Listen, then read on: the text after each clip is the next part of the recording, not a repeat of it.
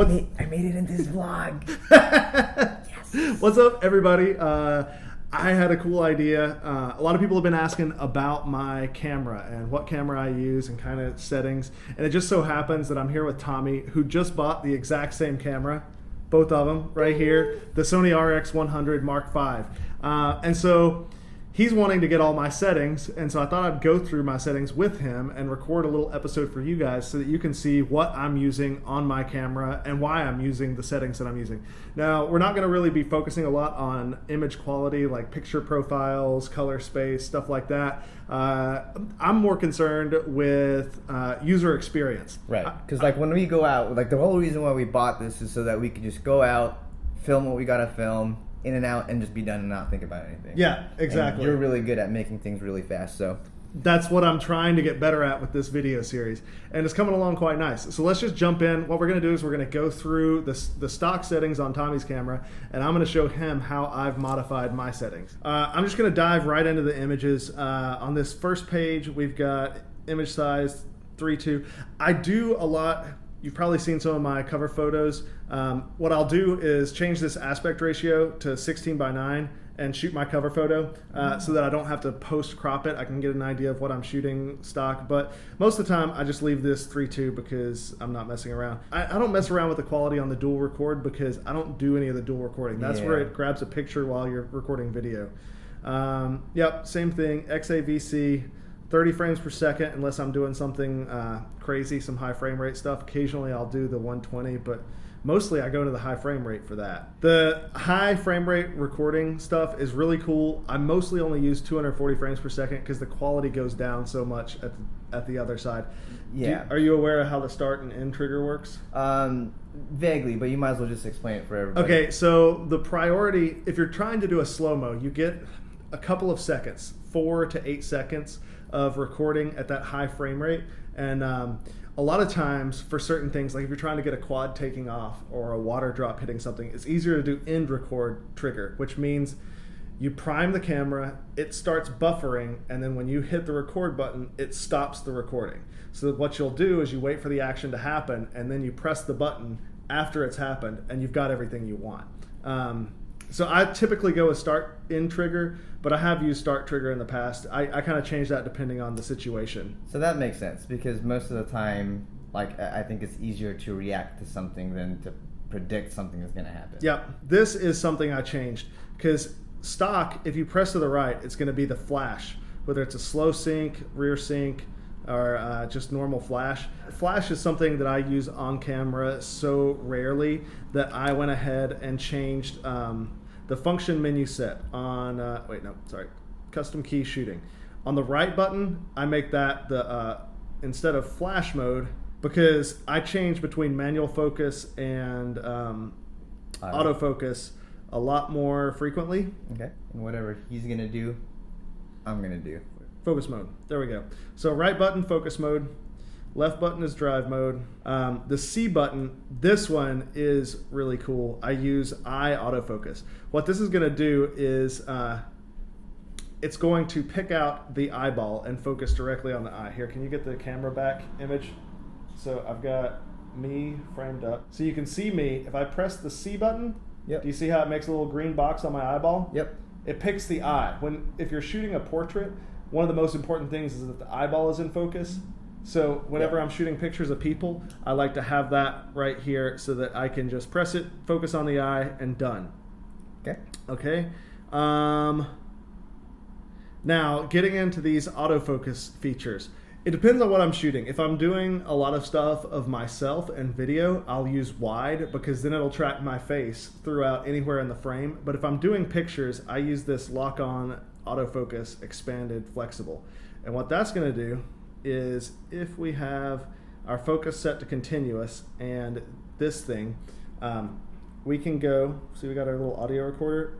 Mm-hmm. I'm going to put the center on that red record button, half press the shutter, and now it's tracking the autofocus on that point so I can reframe anywhere I want. And it's even if I move in closer, it's still in focus, move further back, still in focus.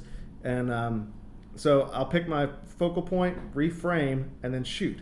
Now, one of the problems that you're going to run into with that is if you want to expose for this, or let's say we want to expose for the black, we need to have a way to lock on the auto exposure. And when you half press the shutter with the stock settings, it's unpredictable because it's at auto. And so sometimes it thinks that you want to lock the exposure, sometimes it thinks you don't. And so what I have done is, let's go find those auto exposure lock settings. Auto exposure lock with shutter, I turn this off. What I do instead is I come over here on our custom keys, and the center button, I change this to auto exposure lock. Now I don't like the toggle, because sometimes you'll lock on auto exposure and forget that you've locked it on, and then you'll take a dozen pictures and you're like, oh crap, that's exposed for something I saw 20 minutes ago. So I do auto exposure lock hold. So what that means is that as long as you're holding on to the center button, it's going to keep the exposure locked at what it was exposed for. So what we're going to do here is we're going to expose it. We're going to show it only the recorder. So now it's going to expose for the recorder. I half press. You're half pressing the shutter button? Or, sorry, I'm pressing the back button. The center button. So now we've locked our exposure to that. I half press the shutter button to lock on my focus. So now we've locked our exposure on the recorder. We've locked our focus on the record button. And now this is going to blow out all of the background, which isn't really what we want in this scenario, but I'm just demonstrating what we can do. So we're locking exposure where we want it. We're locking the focus where we want it, and moving on. So say if we wanted to expose, like, oh, that looks like a good exposure. Lock it down. Pick your focus point. Reframe. Now, and click, and we've got the exposure on the blue mat that we wanted, we got the focus where we wanted, and it's a really easy shortcut to get to where you're at. Now this is going to bring us to these menus. It's really easy to switch back and forth between wide and the center lock on focus area through that menu. So that's kind of where I do that. Now this is getting into some more custom settings. I don't like that the drive mode is in here, because we already have drive mode on the left of the control ring. Mm-hmm. So that's redundant. So I'm going to change that. Also, our focus mode, we've already got that assigned to a button on the right here. Exposure compensation, that's down on the control wheel. So that's also redundant. This shooting mode here, that's the control ring. We don't need that in here. Okay, so I leave the ND in, but I do change the drive mode, the autofocus, the exposure compensation, and the shooting mode. Now the things that I like to add in those spots, let's go and look at my camera real quick. All right, if this sucks, I'll take a picture later and post that in. So in fact, I'm just gonna go ahead and do that because it's easier to look at it and read it to you. So the things that I'm using is the high frame rate, so I can change between 240 and 480 right there. Easy access to that. Easy access. I do put the flash mode here since I erased it off of the control ring. Picture profile, I've not messed around with it a lot, but I haven't found anything that I want there in place of it. The ND filter. ND filter is automatic on your pictures. So if you're trying to shoot a wide open aperture in bright sunlight, it'll use the ND filter automatically on pictures. It doesn't on video. So that's something to keep in mind when you're out in the bright sun and shooting video. Turn on that ND filter and you can use a more open aperture even though it's really bright out. Oh, well, yeah, then I definitely want to put that on mine. Yep, that's stock. Oh, okay. And ISO auto. This is something else that's really handy, is the ISO automatic shutter speed setting. What that does is it changes. So when you're using auto ISO, the camera will decide, it's like, okay, he wants to shoot at this aperture, and so I need to use this shutter speed, but it's getting too slow for the lighting conditions and to stop camera movement, because you have to use a faster shutter speed to stop any movement. So it will bump up the ISO. The shutter speed, I forget what they call this, ISO automatic shutter speed decision point, sets at what shutter speed it will bump up to the higher ISO. So like the cover photo where I was walking yesterday, I had to bump that up to 1000 to stop the motion of me walking so it would pick a higher ISO. So most of the time I like to just leave this on auto, and auto is good enough, or standard. But on occasions, depending on what I'm shooting, sometimes I'll bump that up so I don't have to jump into full manual exposure mode I can just still shoot and know that, hey, we're outside and running around. I need 1/1000th of a second at slowest. Set that, done. The last thing that I also change in that function menu is this right here. It's the flash compensation. And the reason for that, as you notice, like we were doing the photo shoot yesterday and Chad was using the wireless trigger for the flashes.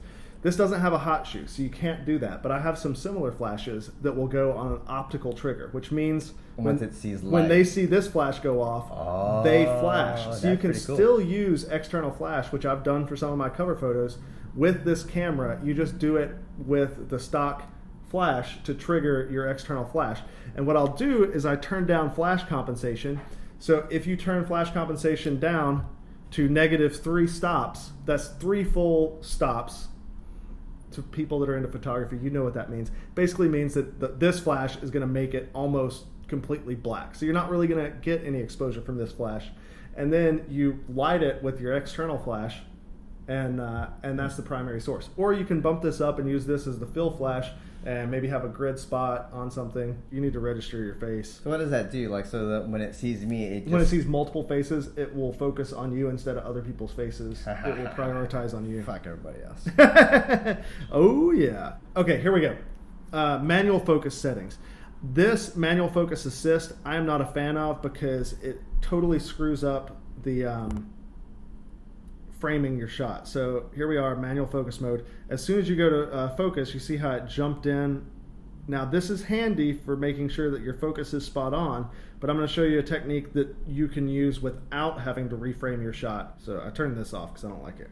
I turn it on occasionally, but not very often. Here we go. Peaking. Let's do peaking mid. Now what it's going to do is anything that's, you see how the little white area of the screen is moving? Yep. Anything that's in focus is going to turn white. So if we want to focus right there on the record button, you can see that it's now the most white thing. Yep. Snap that picture, and bam. Oh, that kind of still missed. Let's try this again. There, now it's centered. And what are you moving the ring to do that?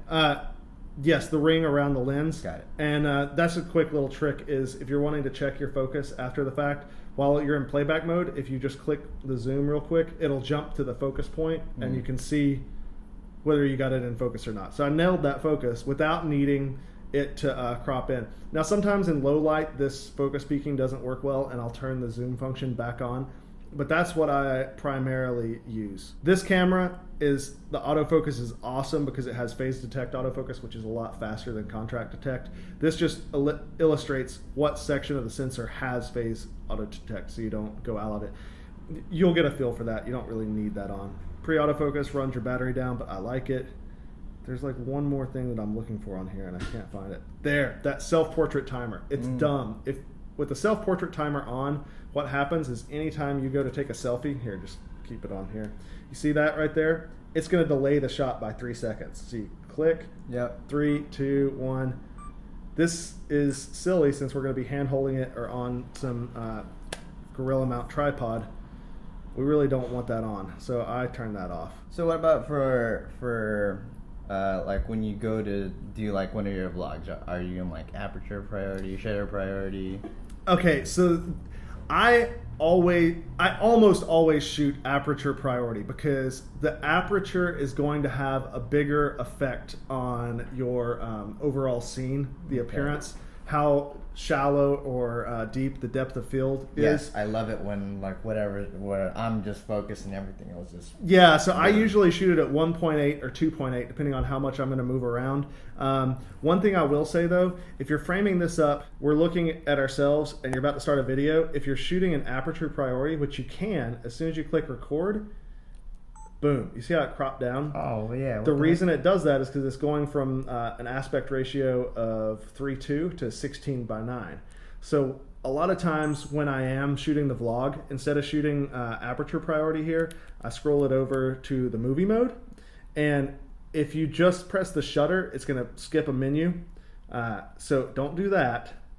Go back here, and while it's looking at that, press the center button on the back right here. Mm-hmm. And now you get to pick and we can shoot aperture priority in movie mode. And now you notice it's already cropped in. We click record, and there's no cropping. So you can properly frame your shot before you hit record. That was pissing me off before. Yeah, so that's the trick that I use for that. Okay. Any other questions?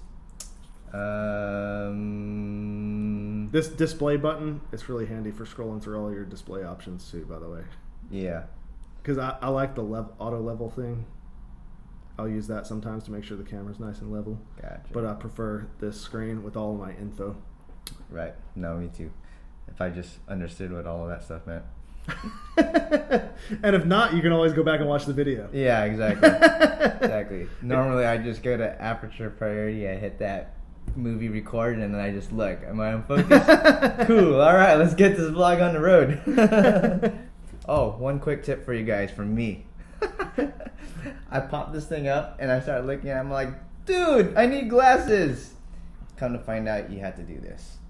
That is an excellent tip. A quick tip from me is if you want to be incognito, and so you're walking around and you got this thing lit up, and you don't want it to be lit up, but you don't need to be looking at your screen. Yeah, which is kind of weird, anyways. Like always, like look into the camera. Don't See, look at the. You don't have that setting.